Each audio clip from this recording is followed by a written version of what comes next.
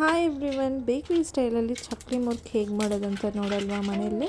ಹಾಗಾದರೆ ಬನ್ನಿ. ಒಂದು ಬೌಲ್ಗೆ 1 ಕಪ್ ಆಗೋಷ್ಟು ಅಕ್ಕಿ ಇಟ್ಟು, ಅದೇ ಕಪ್ಪಲ್ಲಿ 1/4 ಕಪ್ ಆಗೋಷ್ಟು ಕಡಲೆ ಹಿಟ್ಟು, 1 tea spoon ajwain, 1 table spoon ಆಗುವಷ್ಟು ಬಿಳಿ ಎಳ್ಳು, ಖಾರಕ್ಕೆ ತಕ್ಕಷ್ಟು ಉಪ್ಪು ಮತ್ತು ಖಾರದ ಪುಡಿನ ಹಾಕ್ಕೊಂಡು 2 ಟೇಬಲ್ ಸ್ಪೂನ್ ಆಗೋಷ್ಟು ಬಿಸಿ ಎಣ್ಣೆ ಹಾಕಿ ಈ ಥರ ಮಿಕ್ಸ್ ಮಾಡಿ ಉಂಡೆ ಕಟ್ಟಿದ್ರೆ ಒಡಿಬೇಕು. ಅಲ್ಲಿವರೆಗೂ ಮಿಕ್ಸ್ ಮಾಡ್ಕೋಬೇಕು.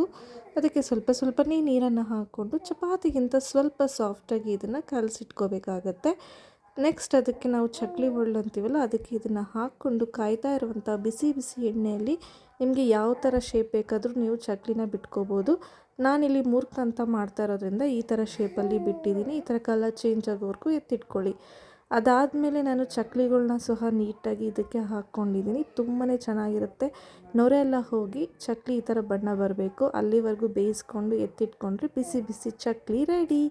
Thanks for watching. See in the next video.